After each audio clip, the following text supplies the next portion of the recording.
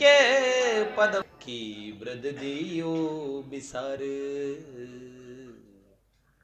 तुलसी सीता राम पर दृढ़ राखो विश्वास।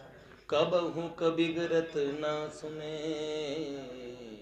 श्री रामचंद्र के दास। गिरा अरथ जल बीच सम कहियत भिन्न भिन्न, तुलसी बंदम सीता राम पद जाहि परम प्रिय खिन्न। विघ्न विनाशन शुभ करण हरण ताप त्रय शूल, चरित ललित नंद लाल के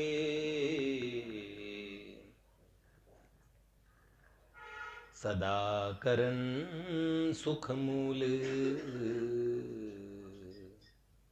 जय जय श्री राधे श्री लाडली लाल की जय, भक्त वत्सल भगवान की जय। कैसे हैं आप सब लोग? ठीक हैं, स्वस्थ हैं?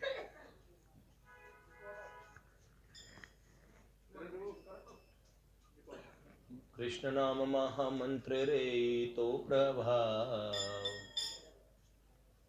महामंत्र जी जपत महेश। यही महामंत्र है प्यारा, महामंत्रम जजंत्रम ममंत्रम प्यारा। महामंत्र प्रभु बड़े दयालु हैं, इनको देखना पड़ता है तो कहते ये लो रिकॉर्डर, कमाल है। गरज रिकॉर्ड करवाने वाले को वरन रोग रिकॉर्ड। और इनके बीच में युद्ध होता है, अर्जुन महाराज के बीच में बड़ा भीषण युद्ध। वृषकेतु कर्ण का पुत्र, पूर्व में उसका और मस्तक कट के अर्जुन के श्री चरणों में गिरा। ऐसा लिखा है जैसे काशी में भगवान भोलेनाथ मुक्ति देते हैं, ऐसे अर्जुन के अंतकाल में जो दर्शन कर लेता है वो भगवान के धाम चला जाता है, मुक्त हो जाता है। ऐसा अर्जुन महाराज का भी इतना प्रताप। अर्जुन बड़े निराश हो जाते हैं, बड़ा रोते हैं और कहते हैं कि अभिमन्यु जब मरा था तब मुझे इतना दुख नहीं हुआ था जितना वृषकेतु तुम जैसे प्यारे पुत्र के, तुम हमारे बड़े भैया कर्ण के पुत्र थे और तुमने हमारे लिए कितना और कितने संकटों को सहा, कितने युद्धों में, और हमारी पताका को ऊंचा रखा। इस प्रकार अर्जुन महाराज विलाप करते हैं। कृष्ण नाम करता हुआ वो मस्तक शोक से मूर्छित हो जाते हैं। तो चित्रांगदा कुमार बब्रुवाहन, इन्होंने अर्जुन महाराज से पूछा, आज ये वैश्य जिसे आपने बनिए का पुत्र कहा, तो वो तोलने बैठा है किसका पलड़ा भारी। प्रथानंदन कुंती के पुत्र, ये बताओ चित्रांगदा के बेटे में ज्यादा दम है कि कुंती के पुत्र में? अर्जुन महाराज को जब होश आता तो उन्होंने कहा, वीर कितनी देर तक प्राण धारण करोगे मेरे क्रोध को निमंत्रण देने के बाद? भीषण युद्ध होता है, पर पता नहीं गंगा, इसमें एक कारण है कि गंगा मैया ने एक शाप अर्जुन जी को दिया। उसके पीछे क्या कारण है? ऐसे कहते हैं कि पितामह भीष्म, इनके वध के बाद में अष्टवसु और भगवती गंगा और अर्जुन महाराज से नाराज हो गए थे। शाप का कारण है, उसकी भी कथा है, वो बाद में बता देंगे। वस्तुतः अर्जुन महाराज का कोई शस्त्र अस्त्र काम नहीं आया। और भीषण युद्ध करते समय एक महाभयानक बाण का संधान करके बब्रुवाहन ने पार्थ का मस्तक और धड़ से अलग कर दिया। दिशाओं में कोलाहल मचने लगा, देवताओं में, प्रकृति में विक्षोभ हो गया। और जैसे ये समाचार मिलता है, पूरी सेना कोलाहल करने लगती है। भगवान के पुत्र प्रद्युम्न इत्यादि को पहले ही मूर्छित करके पकड़ लिया था बब्रुवाहन ने।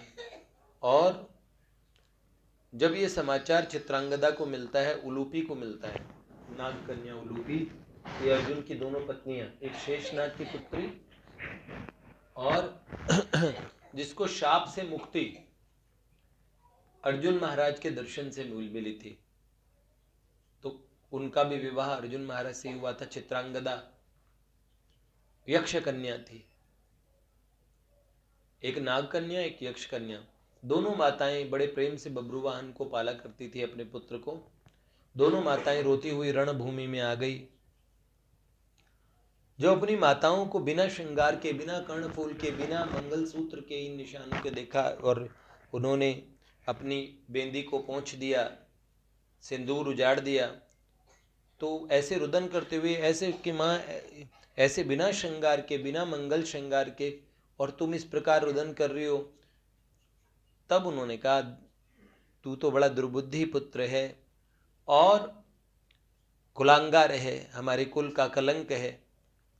जो नरावतार अर्जुन, महादेव से जिन्होंने युद्ध किया था, जो देवताओं में भी और मनुष्य जो मानव समाज के लिए और सदा गौरवान्वित रहे, उन पार्थ का तू पुत्र होने के बाद तूने मस्तक काट दिया, ऐसा पितृघाती। अब ऐसा कर जैसे परशुराम जी ने अपनी माता का मस्तक छेदन कर दिया, हम दोनों माताओं को भी और का भी वध कर दे। जो अपनी माँ, और उनका हम पार्थ के साथ चिता पे और जल के और पति लोक की यात्रा करेंगे। जब अपनी माताओं को दुखी देखा तो बड़ा दुख होता। उन्होंने कहा, देखो मेरे से पितृ हत्या हुई और मेरी माताओं को मैं इतना शोक का कारण बनूंगा। मैं ऐसे गुरु के समान हो गया अपनी माताओं के, जिन्होंने वैधव्य का दान दे दिया, जैसे दीक्षा देते हैं, ऐसे मैंने अपनी माओ को विधवा बना दिया। तो उन्होंने कहा, बड़े दुखी होते हैं और कहने लगे, नहीं, चिता तैयार करके तो पहले मैं मरूंगा माँ, आप, क्योंकि ये वास्तव में ये दोष तो मेरे से हुआ है। उलूपी नाग कन्या थी। बब्रुवाहन ने उन्हें कहा, माँ, जब आप तो दिव्य ज्ञान, आप तो नाग कन्या हैं, आपको तो बड़े दिव्य ज्ञान, और विशेष नाग की पुत्री हैं, तो आपने बिल्कुल बचपन में क्यों न देखा कि ये पितृ हत्यारा बनेगा, तो मुझे पहले ही मार देती। उलूपी ने चित्रांगदा से कहा, एक वन है, इस उपवन में अर्जुन, पार्थ ने एक बार बात कही थी कि 5 अनार के वृक्ष साथ साथ हैं, कभी पांचों एक साथ जल जाएंगे, समझ लेना मेरा अंत हो गया। तो उलूपी ने जाके चित्रांगदा के साथ उस उपवन में देखा, 5 अनार जल के भस्म हो चुके थे। दोनों विलाप करने लगती है। तब उलूपी ने कहा, पर एक माध्यम जरूर है, अगर ये हो सके तो अर्जुन जीवित हो सकते हैं। उन्होंने कहा, हम नागों में, नागलोक में मणि है, सब नागों की मणियां होती है, पर शेष नाग के पास एक मणि है जो ब्रह्मा जी के माध्यम से उनको प्रदान की गई। उससे कोई भी मृत जीव को भी जीवित किया जा सकता है। और बड़े नागों से जब युद्ध हुए और गरुड़ जी के द्वारा मारे गए नाग, वो उनको जीवित उस मणि से कर दिया जाता है। वो मणि उस नागलोक के लिए वरदान के समान है।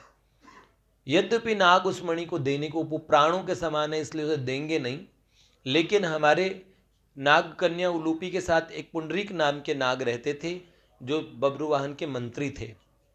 तो उनका ये पुंडरीक नाग बड़े बुद्धिमान है और ये जाके उसे मांग लेंगे। हाँ, संभावना इसकी कम है कि नाग इस मणि को देने देंगे मनुष्यों को, मानवों को बिल्कुल नहीं देंगे। ये बात जब कह रहे थे तो बब्रुवाहन ने कहा, जिन्होंने भगवान शिव से साक्षात युद्ध करने वाले अर्जुन महाराज को युद्ध में परास्त किया हो, वो बब्रू वाहन जब अपने पिता को मार सकता है, वो अपने नाना शेषनाग को क्यों नहीं मार देगा? उन्होंने कहा मैं सब नाग कुल को उजाड़ दूंगा और फिर उनकी मणि छीन लूंगा, फिर उसी मणि से अपने पिता को जिंदा करूंगा, नाना को मार दूंगा, फिर उसे भी जिंदा कर दूंगा। तो नाग कन्या उलूपी ने कहा तुम्हें शर्म नहीं आती, इतनी बड़ी बड़ी बातें करते हो, तुम नाना को मारोगे? शेषनाग इतने बलवान हैं जिनका चिंतन वो साक्षात भगवान के ही दूसरे स्वरूप हैं।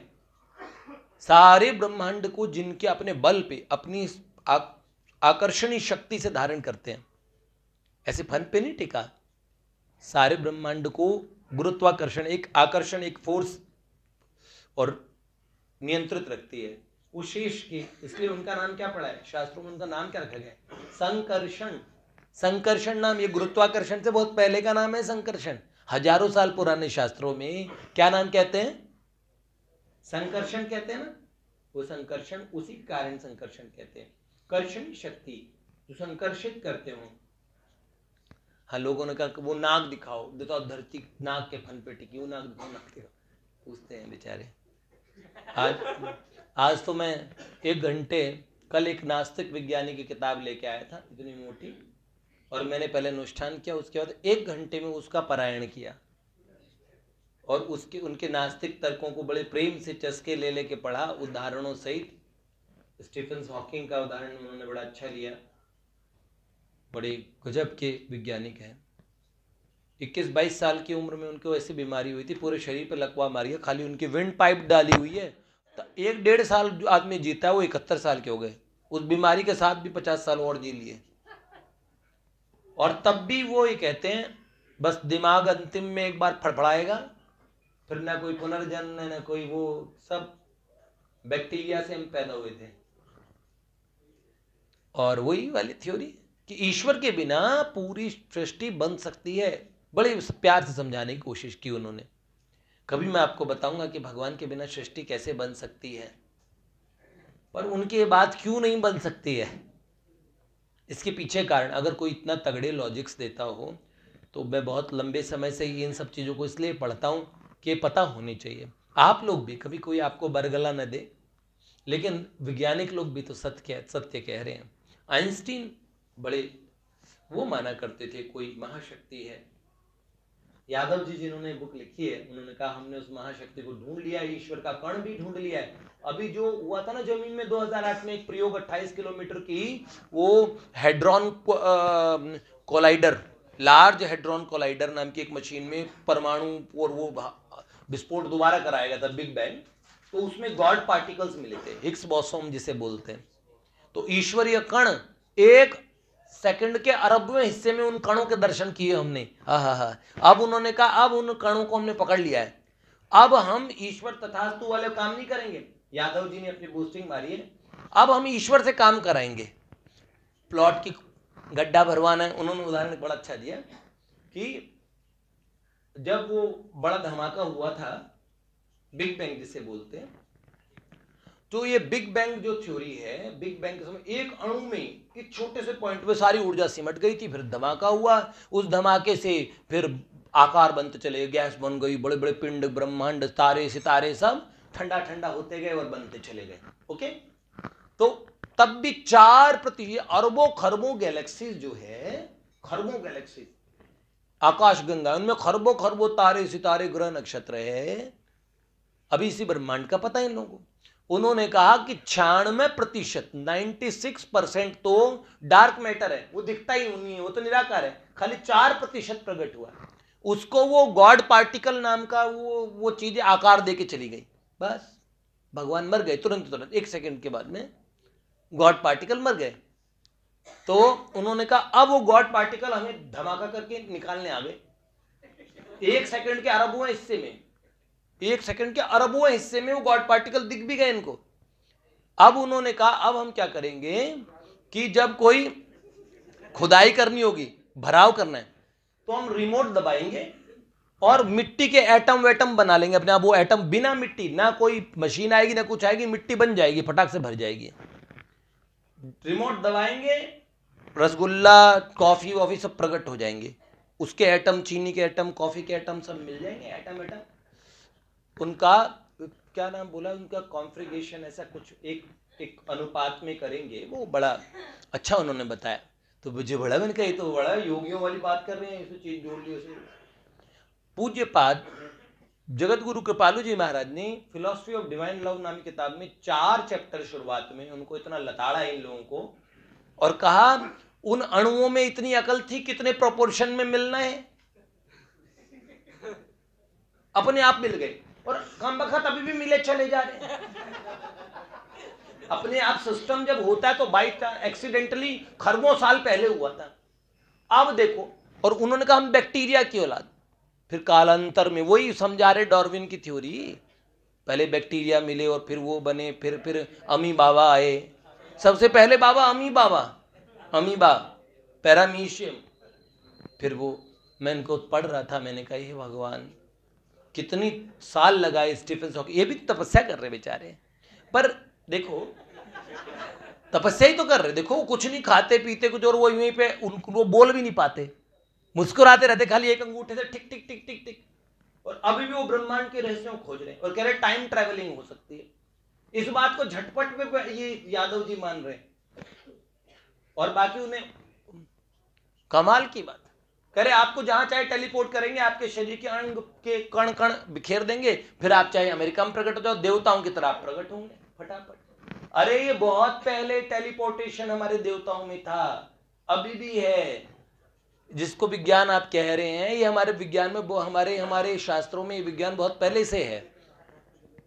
लेकिन जो भी बड़ा विज्ञान की बड़ी सुंदर बातें अच्छी लगती है। तो हम कहाँ बता रहे थे, पाताल में जाने के लिए, हाँ, फिर मार के फिर जिंदा कर दूंगा। तो उन्होंने कहा ये भगवान शेष के ऊपर बता रहे थे, आकर्षणी शक्ति के ऊपर बोल रहे थे। कभी आप लोग पूछ लेना, ये सब विज्ञान के भी पॉइंट से पूछ लेना, ब्लैक होल, वॉर्म होल्स, ये क्या होते हैं, रेडिएट, मैं ये कहता हूँ मैं भूल जाऊं उससे पहले ही पूछ लो, रेडिएंट एनर्जी में करो आप तो चाहे रिकॉर्ड करके रख लो। मैं जैसे लॉजिकल किसी इंस्टीट्यूट वगैरह में जो लोग पूछना चाहते हो कि हनुमान जी सूरज कैसे निकल सकते, क्या चीज, ये म्यूटेंट्स थे, भगवान एलियन थे, एलियन ऐसे बोलते हैं, एंशंट एलियन, प्राचीन काल के एलियन। भगवान कह रहे इसका सबूत क्या, उनका लाइट ब्लू कलर एलियंस का होता है। तो सबसे पहले एलियंस विष्णु भगवान, हार्वर्ड यूनिवर्सिटी के प्रोफेसर साहब बता रहे थे, ऑक्सफोर्ड के वो पूरा पैनल रिसर्च कर रहे एलियंस पे। तो उनका पुराने एलियंस हिंदू शास्त्रों में देखो, उनके जो माता है उनके कई कई हाथ होते हैं, वो एलियन है, और उनमें पैरा वो सुपरनेचुरल पावर्स है, सब में एलियंस में होती है। कमाल की बात का हाँ। और इस धरती पे एलियंस ने जीवन प्रदान किया पहले, कमाल है, बहुत बढ़िया। लेकिन तो उन्होंने कहा शेष वो से युद्ध करूंगा, और तब उन्होंने कहा जो काम बुद्धि से बनता हो मैं पुंडरीक को उनको भेज देती हूँ, और वो मेरे पिताजी को सूचना देंगे और बताएंगे कि पार्थ अर्जुन इस युद्ध में, और उन्होंने रणभूमि में शयन किया है, इसलिए आप हमारी सहायता करें। पुंडरीक नाम के नाग शेषनाग के पास जाते हैं, उन्हें बात कहते हैं। उन्होंने कहा भगवान कृष्ण के परम भक्त पार्थ अर्जुन प्रथानंदन, उनको भी पराजित कर दिया बब्रुवाहन ने। फिर कहने लगे भगवान की माया अद्भुत है, पर श्री कृष्ण रूपी मणि को छोड़ के इस साधारण मणि की उन्हें आवश्यकता पड़ी, कोई बात नहीं, तब भी ऐसा मौका है, इतना पवित्र कार्य है, ये मणि हम अवश्य देंगे। धृतराष्ट्र नाम का एक नाग उनका मंत्री, और सारे करकोटक तक्षक, ये सारे भयानक जितने भी नाग हैं, ये सारे, उनमें से धृतराष्ट्र नाम के नाग ने कहा कि जो पांडवों से चिढ़ते हैं बहुत सारे, क्योंकि खांडव प्रस्थ में पांडवों की उनकी दुश्मनी हो गई थी, दिल्ली का दहन किया तो यहाँ नाग बहुत तादाद में रहने लगे, तक्षक ने अपना भवन बना लिया था यहाँ पे। तो भगवान और देवताओं का नियम यह है कि मनुष्यों के लिए बनी हुई स्थान है धरती, इस पे यक्ष है, नाग आ तो सकते हैं, पर अपना परमानेंट वो अड्डा नहीं बना सकते, सबका अपना अलग अलग स्थान, अलग अलग लोक भगवान ने तय किया हुआ है। तो तक्षक को यहाँ से खदेड़ा था, इसलिए उनको वैसे भी दिक्कत थी।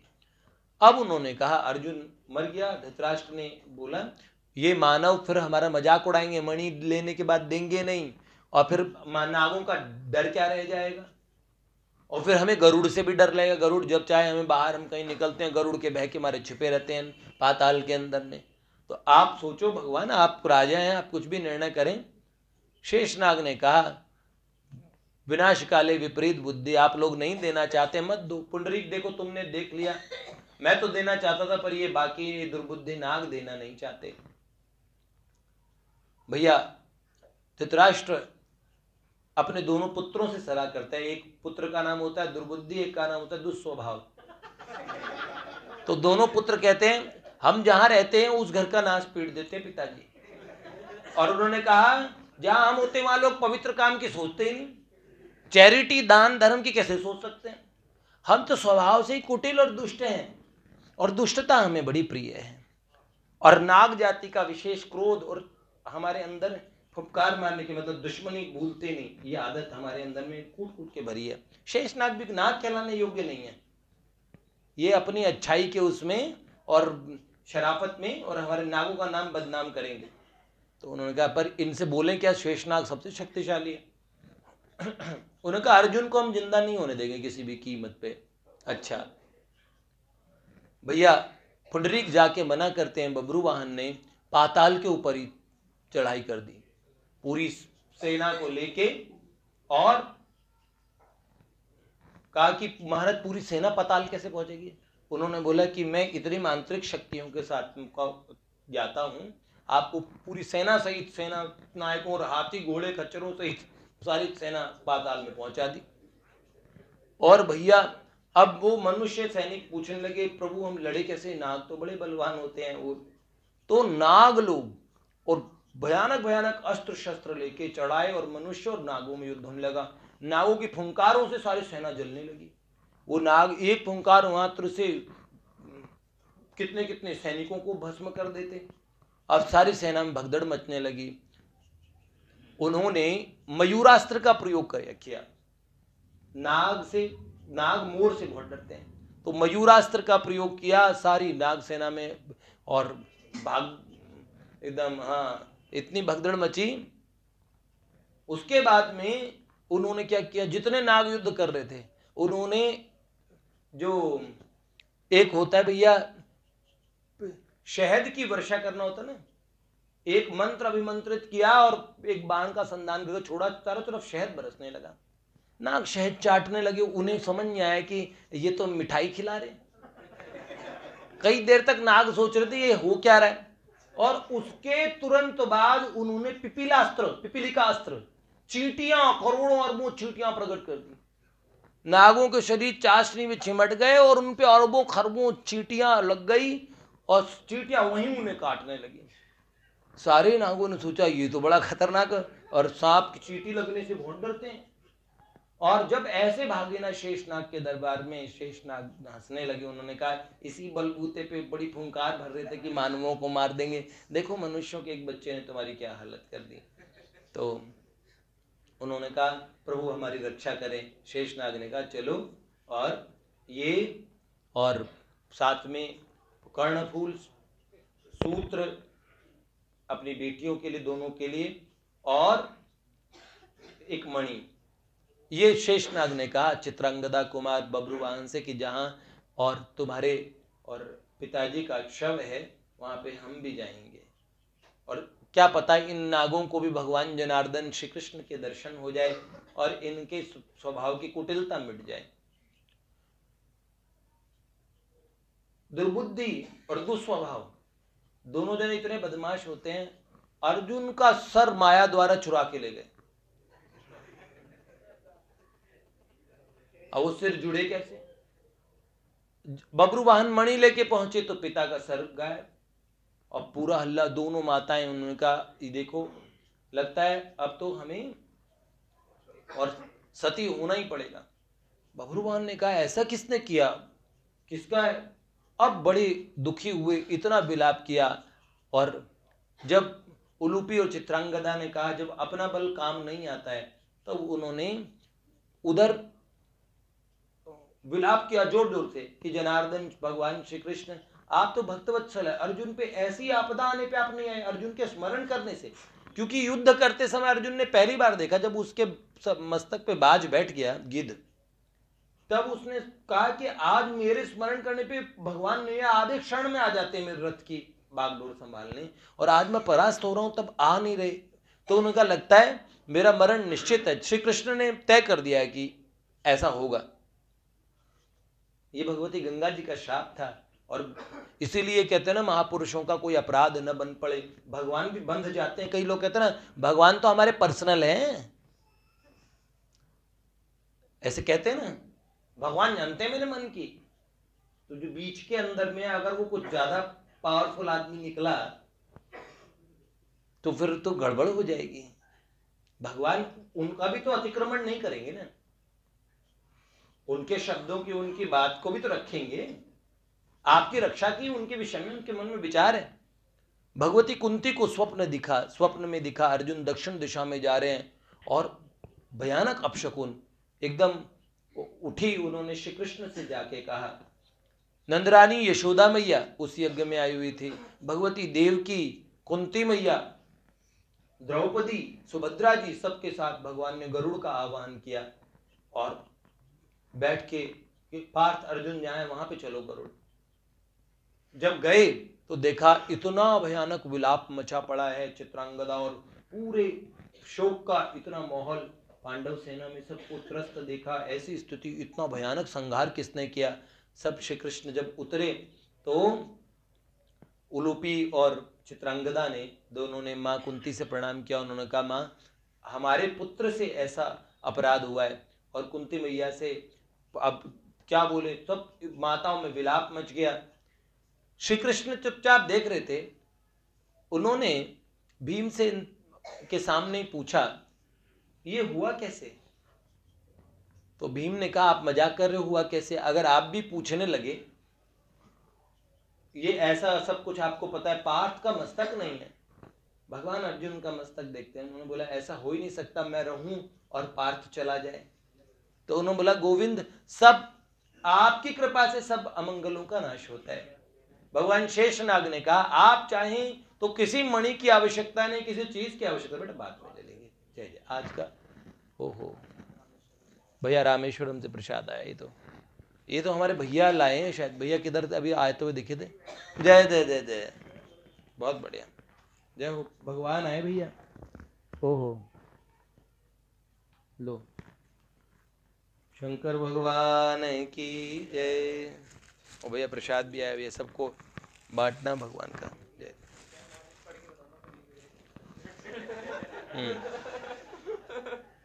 तो भैया कहाँ पे पहुंचे हम लोग। भगवान आ गए, बस ये समापन कर देता हूं ताकि पूरा समाप्त हो जाए।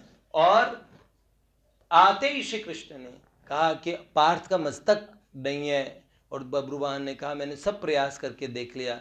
शेषनाग ने भगवान को ताना मारा, कहा आप प्रभु इस रुदन से वापस पार्थ तो जीवित होंगे नहीं है।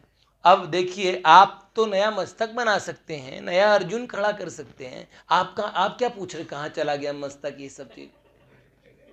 भगवान ने कुछ और नहीं किया। उन्होंने कहा आज पीताम्बर बिछाया और जल में हाथ में जल लिया और संकल्प किया कि अगर मैं अभी तक की आयु में अखंड ब्रह्मचारी रहा हूं, बड़े आरोप लगते थे ना 16,100 पत्नी इतनी गोपियां हो रही, तो अगर मैं अखंड ब्रह्मचारी रहा हूं, सब लोग कहते हे भगवान अब तो अर्जुन का मस्तक जहां पे भी है वहां से वापस आ जाए और जो ले गए हो उनके मस्तक फट जाए। ओ भैया जैसे ही श्री कृष्ण ने बोला, आप सबको बोला अब तो आना नहीं है, ये ब्रह्मचारी जी। भैया भगवान ही सच्चे निकले। अचानक दुर्बुद्धि और दुस्वभाव वहां खड़े थे, नाटकबाजी कर रहे थे ना सब रोने वोने के, उसमें दोनों को सर धमाके के साथ फटे और अर्जुन का मस्तक आकाश मार्ग से आ गया। भगवान ने मस्तक जोड़ा, शेषनाग ने मणि छाती पे रख दी और कहा पार्थ खड़े हो जाओ। और अर्जुन तुरंत श्री कृष्ण गोविंद हरे मुरारे हे नाथ नारायण भक्तवत्सल भगवान की जय। इसके श्रवण मात्र से जीवन के अंदर अपमृत्यु का नाश होता है। जिनके जीवन में दुर्मृत्यु होती है ना, मौत, अकाल, टाइम से पहले जो मृत्यु हो जाती है, उस मृत्यु का नाश हो जाता है। इस कथा को श्रवण का इसका महात्मा ये रखा है। श्री कृष्ण की कृपा से अपमृत्यु नहीं आती है। भक्तवत्सल भगवान की। कृष्ण गोविंद गोविंद गोविंद